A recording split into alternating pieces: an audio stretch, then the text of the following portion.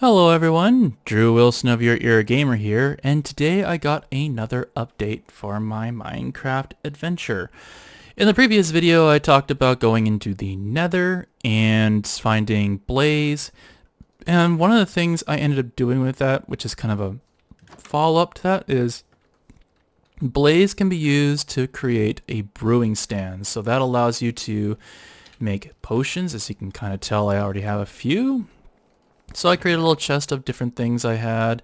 It's not a complete collection. There's the mundane potion, which I haven't really got much of use yet, but I did get a lot of use out of awkward potions, which is basically nether wart going into a water bottle.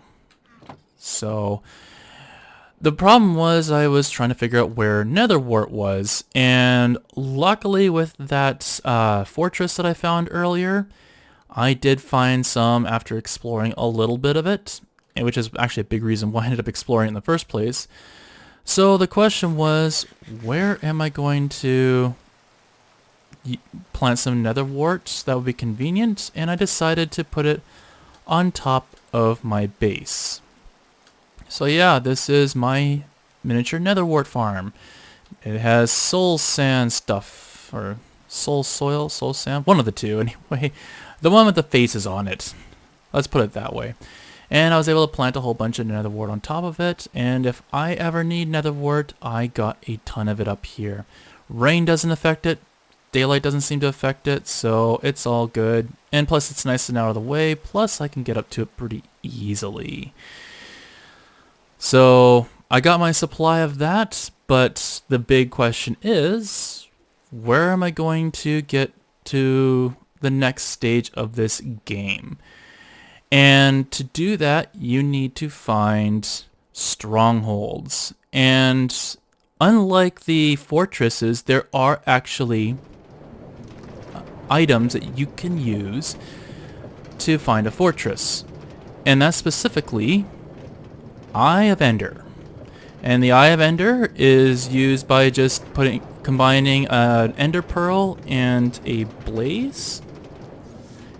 And you can actually create the Eye of Ender. And when you use it, it'll automatically fly upwards a little bit. A little bit buggy at times. Sometimes I've lost the odd eye here and there after it flew through some soil. But yeah, it'll go in the general direction of the nearest stronghold. I don't know if I can sleep through the... No, it's not night yet. There might be some phantoms at night here, so just so you're aware. But anyway, I did throw an Eye of Ender, and it turns out it was that direction. And just as a little side there, I finally grew a third mushroom. There was only room for one more. So a giant mushroom there. Not much else in terms of updates here. But yeah, so I was trying to figure out, okay, how can I best go towards the direction of the Eye of Ender? And I decided to, once again, and as you can tell, it is a work in progress. Oh, right. I forgot about that. Okay. So, funny story. I ended up getting a pet dog in this area. And it teleported in front of the minecart that I had, and then launched itself in the other direction. So there's a pet dog, I'm assuming, waiting for me at the other end of this thing there. But anyway, I ran as much as I could, used the occasional Eye of Ender, and then just kept scouting my way ahead until it was nightfall, and then in a very risky maneuver, ran back towards my main base. So yeah, this has been a big project, and I think I spent at least 3 days on this. And the good news is at this point in time, I've also gotten a lot of experience building these things. So as a result, I figured things out like, oh, all I have to do is crouch, and I will never fall off unless I get pushed or hit or something like that. So I was able to more quickly construct these things, and luckily I already had lots of redstone and a fair bit of gold. I did have to go back to one of my mines, specifically one of the mountain mines that I found earlier, and get some more iron for the tracks. And the track system isn't quite complete, but it's pretty close. So yeah, I ended up going through this great big flower field, and building upwards in terms of elevation is a lot easier than building downwards. So if you have like this giant row of, say, blocks here, and it just keeps going in one direction, there's no real way of going down unless you actually jump off entirely and build back up towards it and build downwards, because you can't do it from above. And that's what's caused me to go downwards here, because I ended up base jumping into a river, and it was quite a jump. Not gonna lie, it was a huge jump. I am surprised I'm not seeing more phantoms. Maybe I just blew past them. Anyway, I kept going, and I thought, well, maybe if I need to go downward even more, then I can use these jungle trees to go downwards. And yeah, that's exactly what I ended up doing. Is I hung it right, went downwards, and just using the trunks of these jungle trees to make that happen. So yeah, and then I ended up going this direction, and I found out I was still too high to find like a tree downwards to kind of lure it even further. So I did a base jump kind of near the jungle area into a river below, and I started building up. And I built up a stack and went downwards. So yeah, that is my... Hello, doggy. Way to be a hero and jump into my minecart. I'll leave you there because you're probably pretty safe anyway. So anyway, I ended up building all up to here. So eventually I'll build the tracks all the way down to this direction. And I started throwing the Eyes of Ender in different directions, and they started getting going random different directions, so I assumed I was close. In fact, it started getting to the point, let's see if I can safely, because there's two ravines down here. It got to the point where it was flying into the soil. Oh, of course. Yeah, it would fly into this soil here. Go away. There we go.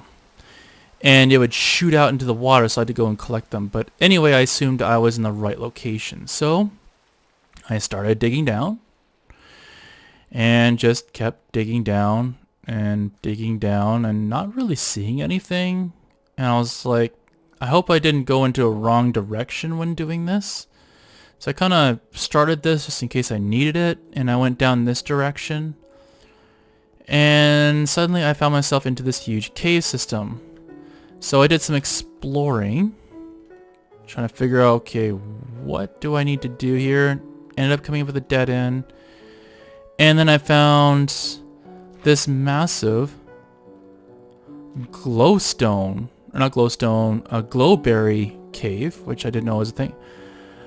Wow, that is one of the most rare things. I had a hard time finding those slimes. I already have some slime.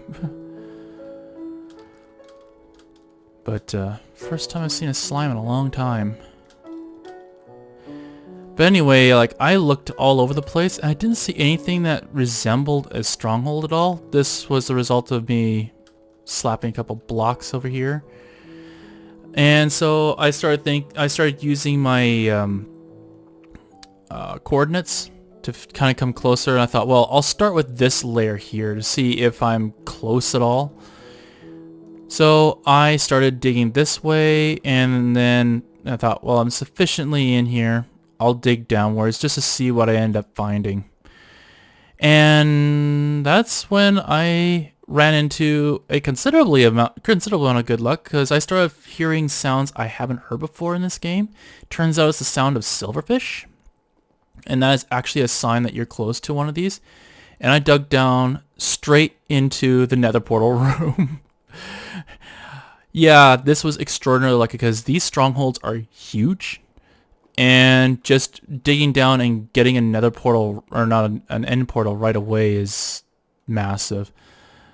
But anyway, now that I am here and I have my Eyes of Ender, I will activate this for the first time. So here we go. Cool. Now, before you ask, when I first found this, I had a few Eyes of Ender. There was only one, and it was this one right here.